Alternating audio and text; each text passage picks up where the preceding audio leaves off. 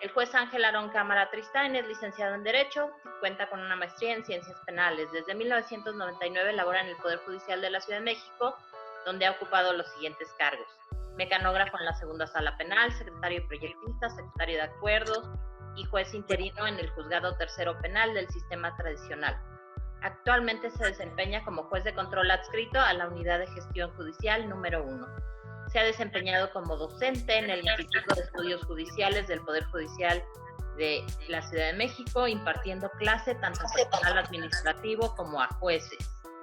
Ha sido conferencista en foros realizados en diversas entidades federativas, principalmente respecto a las siguientes materias: Sistema Procesal Penal Acusatorio, Derechos Humanos, Derecho Penal, Parte General y Especial, Crítica a la actual teoría del derecho y su necesaria reconfiguración, Valoración probatoria, Razonamiento probatorio, Prueba ilícita y Psicología del testimonio.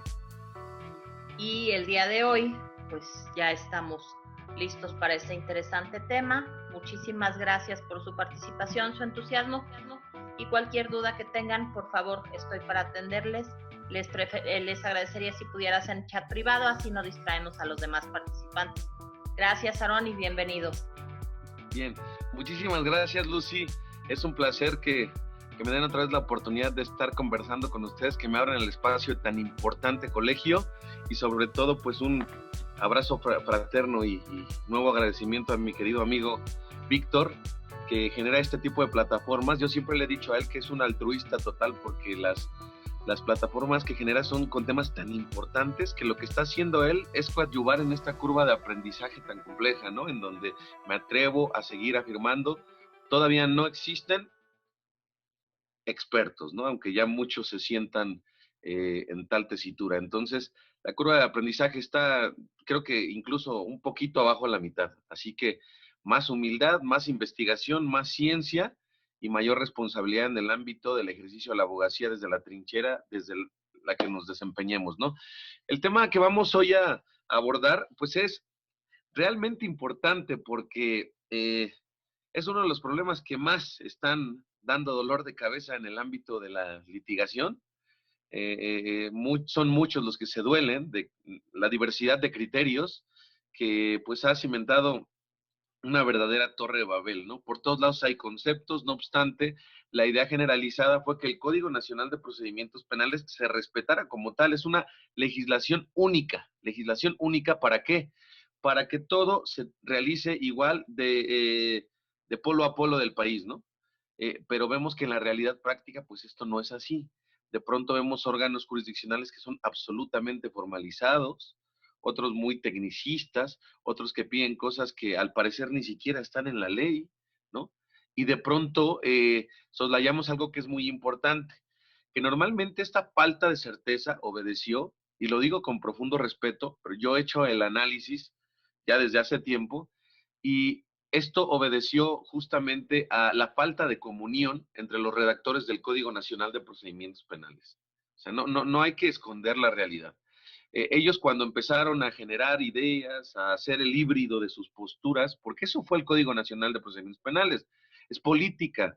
También jugaron política de modo tal que había tres partidos principales en los proyectos, se unificaron, tomaron según ellos lo bueno de cada uno de estos partidos, de estos proyectos, perdón, y lo que ocurrió fue que se generó un endriago, un verdadero endriago de ideas, en donde hay conceptos chocantes entre sí, en donde podemos ver que hay prácticas que corresponden a sistemas diferentes como el anglosajón, que no corresponden a la forma en que aquí observamos, asimilamos y desempeñamos el derecho, ¿no?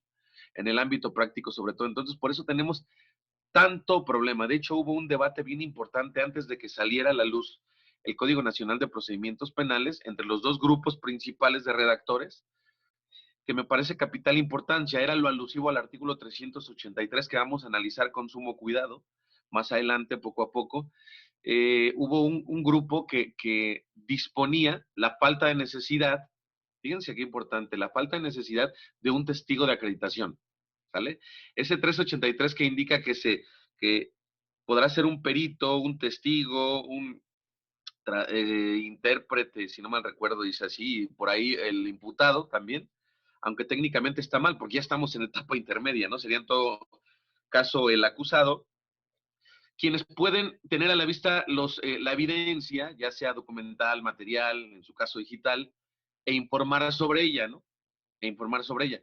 Bueno, esto del testigo de acreditación por un grupo ya estaba por consolidarse el Código Nacional sin la necesidad de hacerlo mediante un testigo de acreditación, en tratándose de esta especie de evidencias. Sabemos de explorado conocimiento que a los juicios no van documentos, ¿no? No va la pistola, no va la droga, no va el video, no. Van personas que no son más que peritos y testigos, a través de los cuales, que denominado testigo de acreditación, lo vamos a conceptualizar más adelante. Les voy a dar conceptos para tener bien definido lo que implica la incorporación, ¿no? Eh, a través de ellos, por voz de ellos, pues escucha el tribunal de enjuiciamiento los contenidos, ¿no? Los contenidos esenciales. Entonces, pues al final la disputa la ganó este grupo, el Código Nacional, que está más apegado como a lo que yo le llamo la high school, ¿no? Porque es como que el entorno del derecho anglosajón, ¿sale? Entonces, pues ni modo, ya tenemos esto en el Código Nacional de Procedimientos Penales, pero no tenemos por qué estar mirando otras latitudes del planeta a donde se incorporan las cosas de una manera distinta porque hay una distinta idiosincrasia y subyacen razones de fondo que son muy distintas a las que el constituyente nos dijo.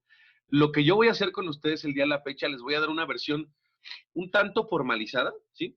Y una versión desformalizada en absoluto que considero es la adecuada. ¿Por qué? No porque sea mi criterio. Yo estoy cierto de que el derecho no tiene respuestas únicas.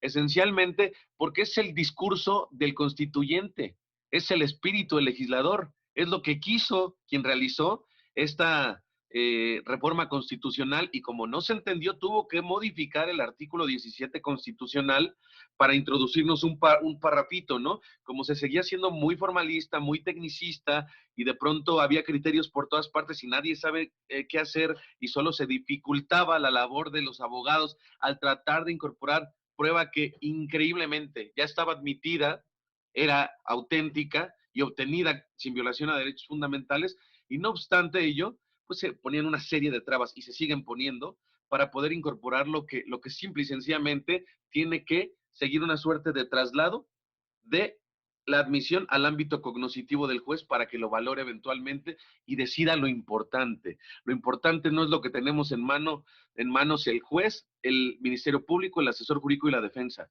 Lo importante es el interés de esos ciudadanos comunes que solo acuden al ámbito de la administración de justicia para que se les solucione su asunto. Esta mecánica no tiene por qué ser algo difícil. Entonces vamos a hacer una serie de reflexiones, conceptos sobre todo, porque yo advierto que hoy en día sobran los libros de derecho procesal, ¿no? Sobran los libros de derecho procesal, pero nadie te da conceptos, por ejemplo. A ver, testigo de acreditación. ¿Qué es el testigo de acreditación? Sentar las bases. ¿Qué significa sentar las bases? Acreditar la prueba. ¿Qué significa acreditar la prueba? Y esto es elemental para poder entender cuáles son los puntos a resguardar en ese ejercicio cuidadoso de la abogacía que debemos de tener, pero que, insisto, no debería de ser tan complejo, ¿no? Entonces vamos a ir revisando una serie de materiales que considero esenciales y sobre todo cuando canalicemos las cosas en el ámbito de la evidencia digital.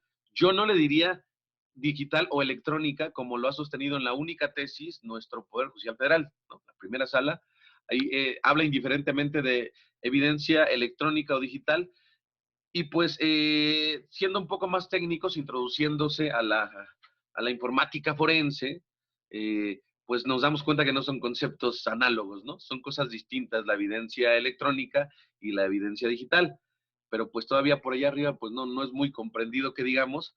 Yo voy a tratar de diseminar esta especie de diferencias. No tenemos que convertirnos en ingenieros, ¿eh? O sea, eso es una realidad, pero ojo, pero sí debemos, por supuesto, de tener una semblanza de conocimientos que corresponden a esa área para saber bien cómo se tiene que controlar esa especie de medios de prueba. Ahí está la esencia.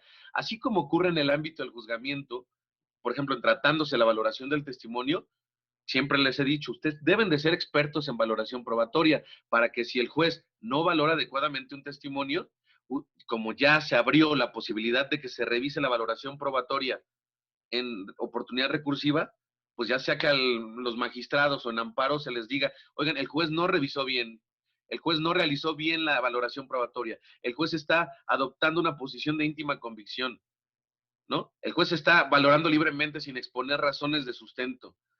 Y la verdad es que no es así. La valoración siempre va a tener que ser a título de razonabilidad, lógica, conocimientos científicos, máximas de la experiencia, pero verdaderamente aplicadas, ¿no?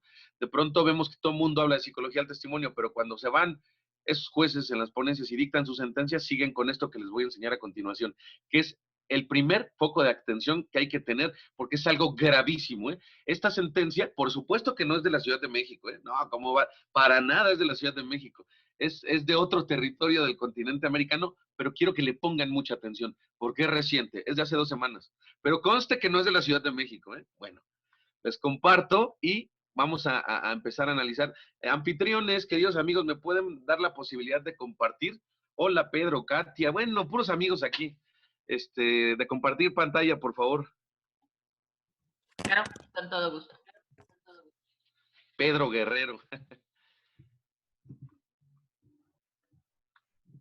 Permítanme, ya que me den la autorización. Quiero que le pongamos mucha atención a esta increíble valoración de tribunal de enjuiciamiento, es unitaria. No voy a evidenciar a ningún compañero, por supuesto, pero es algo que sí sucedió en la ciudad, digo, no en la Ciudad de México, sino en otro territorio, pero pónganle atención, ¿eh? Ya estás listo como Gracias, querida amiga Lucy. Bueno, disfrútenlo si es posible, ¿eh? A ver. Voy a leerlo de una manera un tanto pausada, ¿no? Para que tratemos de entender. Aquí es el preámbulo de la valoración probatoria, ya el segmento de la sentencia, que es el preámbulo de la valoración, ¿vale? Eventualmente viene ya cómo valora el testimonio, ¿no? Cuando se supone que tiene que ser una óptica de epistemología y psicología del testimonio, ¿no? Que son los controles científicos más aceptados por la comunidad científica, ¿vale? Entonces, fíjense, dice el señor juez, atendiendo al contenido de los testimonios producidos en la audiencia de debate, bajo los principios que rigen el sistema procesal penal acusatorio, se logró generar la convicción más allá de toda duda razonable sobre la acreditación de dicho delito, previsto en los artículos señalados en el considerando 3 de esta resolución. Delito que se acreditó con las pruebas que se desahogaron dentro de la audiencia de juicio, las cuales se valoraron en forma individual, conjunta, integral y armónica. Hasta ahí todo suena así fantástico, una especie de poema, ¿no? Dice, de manera libre y lógica, con base en una crítica racional, de conformidad con los artículos tal, del Código Nacional de Procedimientos Penales, teniendo en cuenta que son las pruebas las que constituyen los fundamentos en los que descansa la íntima convicción. Ya empezamos con problemas. Porque ya empezamos a hablar de íntima convicción, ¿no? Que es un sistema totalmente arbitrario para nuestro entorno, nuestra idiosincrasia, valoración de prueba. Pues es lo que lo convence al juez, con que lo persuadan ya, ¿no? Bueno, como soporte de un sano criterio en su valoración, basado en las reglas de un pensamiento lógico, de la experiencia, de la ciencia, de un criterio racional, que dan como resultado la convicción razonada que explica el porqué del sentido de esta resolución en el examen analítico de los hechos, pues la libre convicción está fundada en pruebas valoradas en forma coherente. Ya hablo de libre valoración, luego de coherentismo, tales como, y ahí viene lo bueno, fíjense, ¿y por qué estoy tocando este aspecto de la testimonial? Porque esos cuidados los debemos de tener al momento de hablar de evidencias de la naturaleza que ocupa nuestra atención y cómo las tiene que valorar el juez, ¿vale? Fíjense, se supone que aquí testimonio de la víctima se pone todo lo que fue el interrogatorio, ¿no? Testimonio que fue recabado a través de videoconferencia, el cual merece crédito al generar convicción. O sea, ¿por qué? ¿Quién sabe? Pero merece crédito al generar convicción. Reconociéndole valor probatorio al ser sometido a la crítica racional, al obtenerse lícitamente e incorporarse al debate conforme a lo dispuesto por los numerales 265, 359, 402 del Código Nacional de Procedimientos Penales, señalando que su versión aportó datos útiles, suficientes que corroboran la acusación que hizo el Ministerio Público en contra de fulano, ya que logró persuadir a este unitario, persuasión, qué bello, persuasión, de la forma en la que acontecieron los hechos, al ser la persona que resintió la conducta que desplegó el acusado y durante la audiencia de juicio señaló circunstancias de tiempo, lugar y modo en el que acontecieron los hechos, al establecer que aproximadamente y otra vez hace una síntesis de su testimonio. No tiene sentido reproducir, ¿no? Y bueno, fíjense nada más cómo continúa su valoración. Creo que no ha empezado, pero bueno. De esta versión que dio la víctima directa de los hechos, se desprende la ajeneidad que tenía el acusado respecto al teléfono de la marca X, el cual fue encontrado en su poder al acusado al momento del aseguramiento, pues la víctima dijo que este teléfono móvil se lo compró a su hermana Sultana, sin que el acusado justificara por qué traía consigo ese celular al momento de ser asegurado. Es de resaltar que en su testimonio no se advirtió ningún ánimo de odio, animadversión en contra del acusado para acusarlo de un delito que no cometió. Inclusive se denotó su miedo al narrar los hechos de los que fue víctima al momento del desahogo de su testimonio y que todos se escucharon en audiencia de juicio. Ahí está valorada la prueba testimonial. Primero que nada, como primer ápice de crítica, esto lo hago con un afán meramente docente, instructivo, es una crítica totalmente constructiva. Me gustaría escuchar 2 o 3 opiniones de algunos de ustedes de qué seguridad jurídica les puede engendrar esta especie de valoración, si es que se le puede llamar así, o si realmente lo que hizo el juez fue no valorar en absoluto, o a lo mejor erigirse, lo digo con todo respeto, pero porque fue un juez de Trinidad y Tobago, decir, ahí no hay problema. Lo digo con todo respeto, pero fue erigirse como en una especie de juez con poderes metafísicos, ¿no? Algo, porque percibió el miedo, ¿no? Imagínense valorar percibiendo el miedo de un testificante. Bueno, les escucho, me gustaría escuchar 2 o 3 opiniones concretas, porque al final este fenómeno se va a trasladar al ámbito de la evidencia material, ¿eh? De la evidencia, y sobre todo de la digital. Dice, hay jueces que solo escuchan lo que quieren escuchar, dice Marcos Grifaldo. Si nos explicaras un poquito más, entenderíamos mejor lo que nos quieres decir, amigo. A ver, dime, Rubén.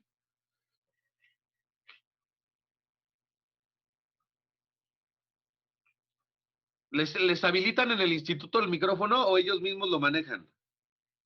Ellos lo pueden abrir sin problema. Yo tengo una pregunta. A ver, vamos. Solamente, primero iba, Rubén ya había levantado su mano. Rubén primero, después viene, si le ponen su nombre, va a ser mucho más fácil la interacción que vamos a tener. Dice V20 y luego Pedro, por favor. A ver, por favor, Rubén.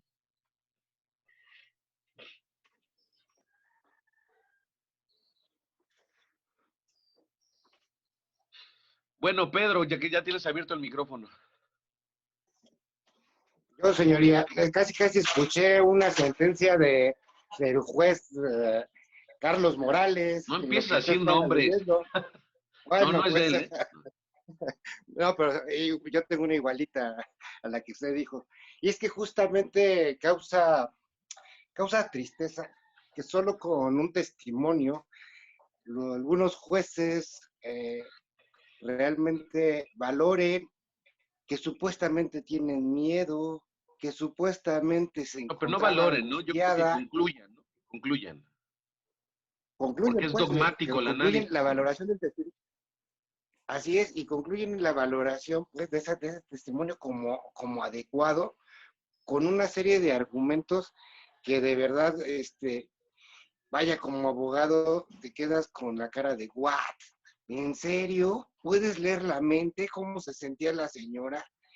Y no está tan padre porque como que te desarma, te deja así como con la cara triste, justamente por eso, porque solo valora o solo valoran a algunos jueces muy con su muy especial convicción. Claro. Y eso no está tan chido. Es lo que dice Mario Moreno Ya Reséndiz. es cuando... Bueno, muy bien, amigo. Otra, a ver, V20. Buenos días, maestro. No es cierto, amigo. Es perito y licenciado y bueno, a ver, dime adelante. Perdón, como acabo de usar este aparato, este dispositivo. No te preocupes, es que estás agarrando la compu del trabajo, ¿no? Tú éntrale.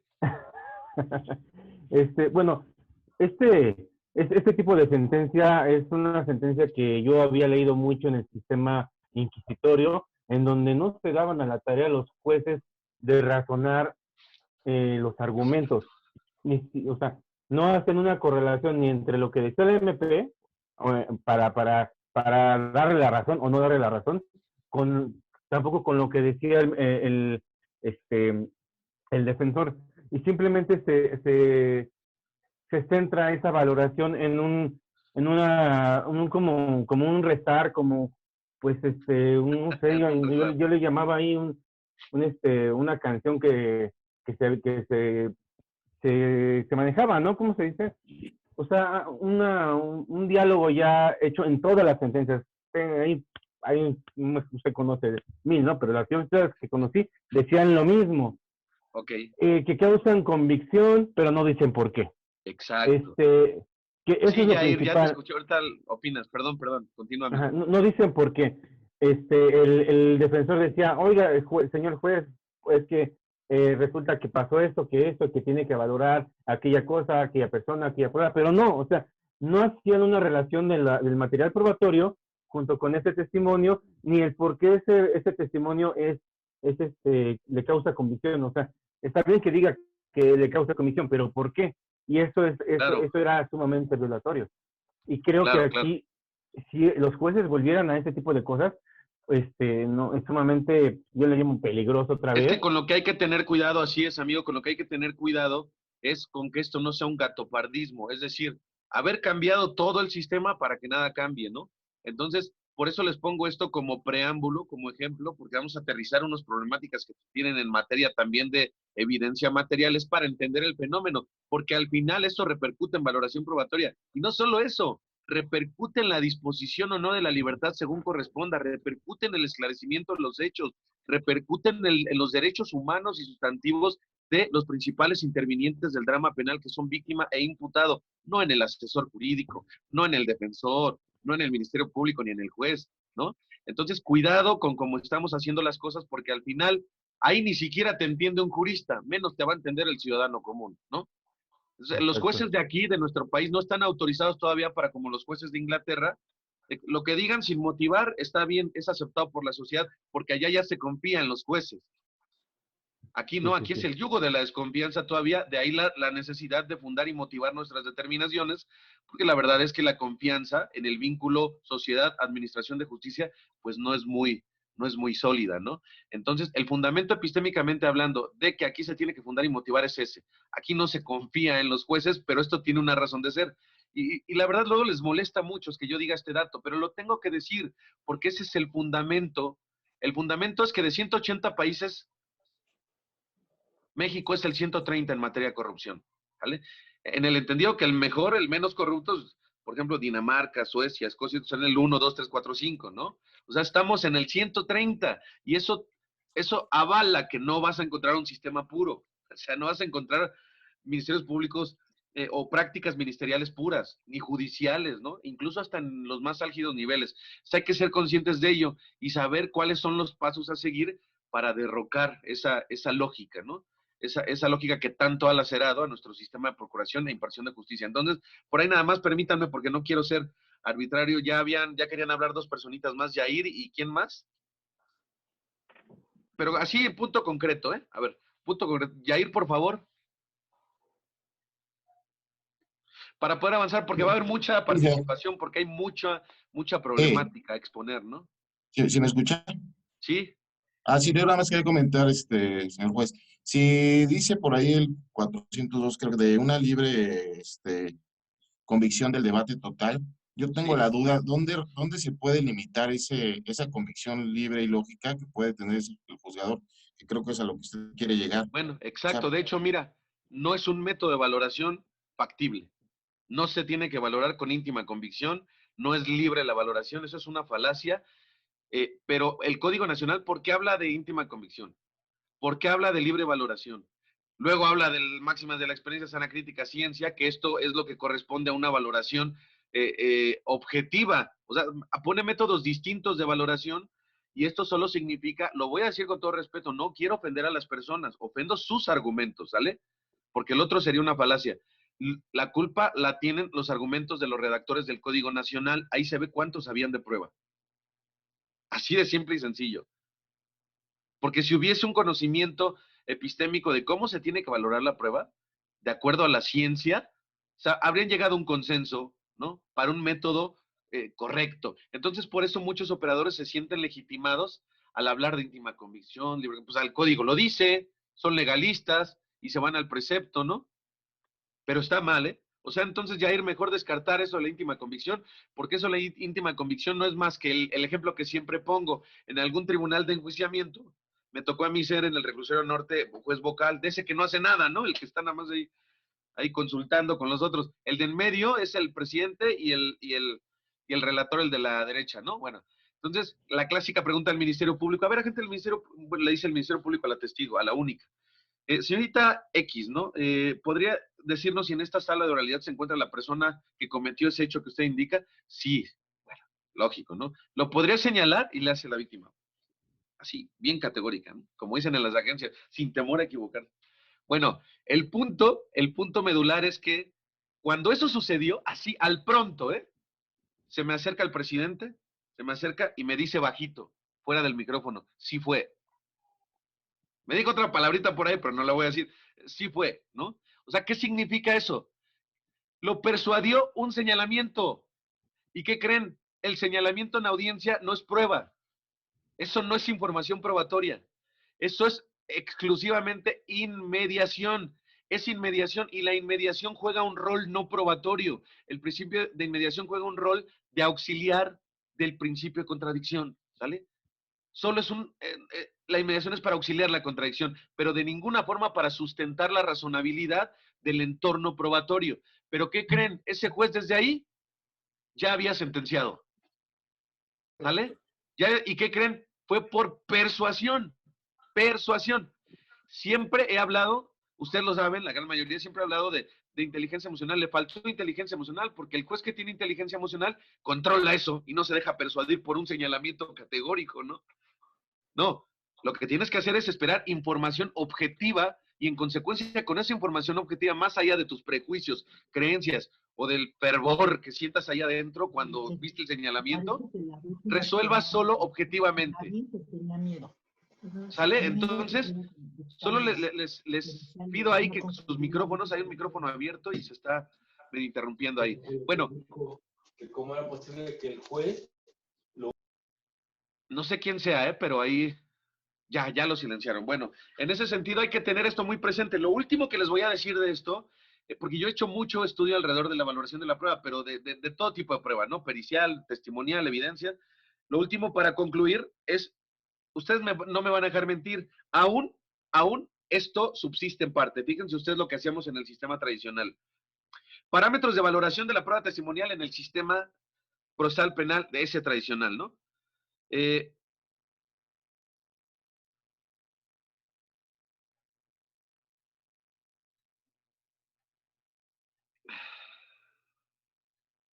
A ver, fíjense, se decía antes que por su edad, el testigo, que por su edad, capacidad o instrucción, tiene el criterio necesario para comprender el hecho percibido.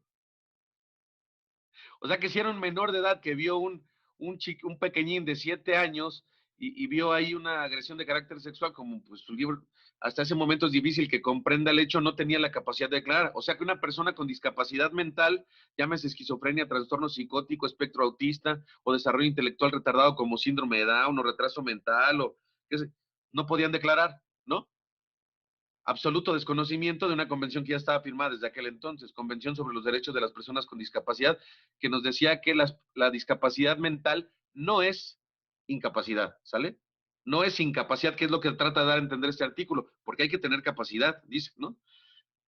Es dificultad, ¿sale? Por eso a las personas con discapacidad psicosocial, que es técnicamente lo correcto para aludir a las discapacidades mentales, es entender que sí pueden, que tienen capacidad jurídica de goce y ejercicio, que pueden hablar, que pueden declarar en consecuencia, ¿sale? O sea, ya es romper paradigmas que desde el sistema tradicional ya se sabía, pero somos muy firmones en materia de tratados internacionales y tristemente no lo llevamos al campo de la realidad, ¿no? Bueno, después se decía antes que por su probidad, independencia de su posición o sus antecedentes personales, se puede considerar como testigo imparcial. Si el conocimiento de los hechos que narra lo obtuvo de forma directa y no por inducciones subjetivas o por referencias de otras personas. Si la declaración del testigo es entendible por ser clara, precisa, sin dudas ni reticencias, ya sea sobre la sustancia del hecho o sus circunstancias esenciales. Increíble. A ver, díganme ustedes si hay aquí alguno, por muy que haga ejercicios de memoria constantemente, que sea todo un genio en el ámbito de la memoria, a ver, ¿quién de ustedes considera que puede emitir un relato respecto a un hecho que observó hace 8 meses? Porque así son los juicios, ¿eh? No son al día siguiente, ¿no? Hace 8 meses, que sea su aserción clara, precisa, sin dudas ni reticencias. Es un claro desconocimiento de los procesos de funcionamiento de la memoria, ¿no? Es un claro desconocimiento de que mientras más pasa el tiempo surge el fenómeno de la transitoriedad y se te olvidan las cosas. Es un claro desconocimiento de cómo ocurre esto de asimilar la información, resguardarla, recuperar al recordar el pasado y evocarla de nuevo. O sea, absoluta falta de empatía. No, es increíble que valoráramos el testimonio sin entender cómo funciona la memoria del ser humano. Eso es lo que ocurría antes. Entonces, yo solo les quise decir esto solo para que tengan especial cuidado, porque este fenómeno, que está más acentuado hoy en día, también cobra vigencia en tratándose la evidencia, ¿eh? Y lo vamos a ir analizando poco a poco, ¿vale? Solo para que estemos conscientes de que la valoración probatoria en general, porque también esto toca el ámbito de la prueba pericial, está dando lugar a este tipo de metavaloraciones, yo les llamaría, ¿no? Metavaloraciones. Bueno, eso es lo que no tenemos que permitir, pero no olviden algo, ustedes son controladores de esa actividad, ¿sale? No solo controlan a las partes, controlan al juez. O sea, el juez de control no solo los controla a ustedes, lo controlan como por medio de la oportunidad recursiva. Así de simple y sencillo. Entonces, hay que tener las competencias del juez también, ¿no? Para poder controlarlo adecuadamente. Vamos a dar avance con los primeros materiales que les traigo para ir tratando de entender esta realidad. Primero les voy a enseñar un video de un querido amigo como punto de partida, porque este puede ser un método aceptado por unos, no aceptado por otros, pero vamos a explicar paulatinamente qué es lo que nos quiso decir el constituyente. Esto es lo que me interesa, para que cuando estén en audiencia sepan incorporar de una manera formal. Ok, si lo quieren, adelante. Pero también sepan defender su postura cuando encuentren un tribunal de enjuiciamiento, un juez de control, en todo caso ahí en la audiencia inicial, que les imponga de sobremanera requisitos totalmente apartados de la razón, ¿sí? Requisitos innecesarios que solo obstaculicen, porque he visto exigencias de hasta 12 pasos tan solo para sentar bases, ¿sí? Ahora vamos a ver cuál es para qué es eso de sentar bases, qué razonabilidad tiene, entender su naturaleza y eventual a ello, pues, naturalmente hacer un manejo en donde nos sepamos imponer también al órgano jurisdiccional, ¿no?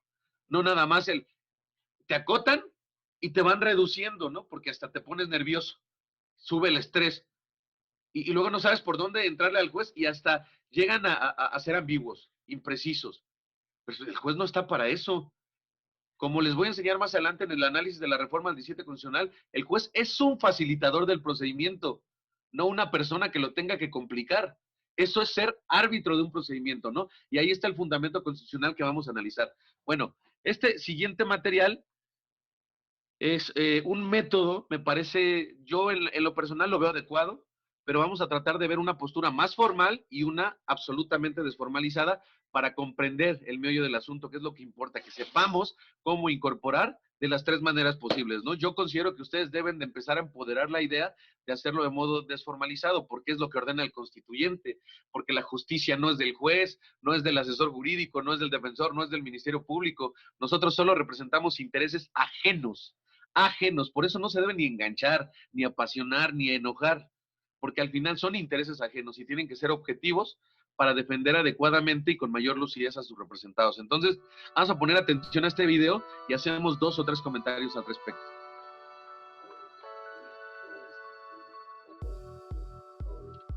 La Fiscalía ha presentado a varios testigos. Sus declaraciones incriminan severamente al acusado.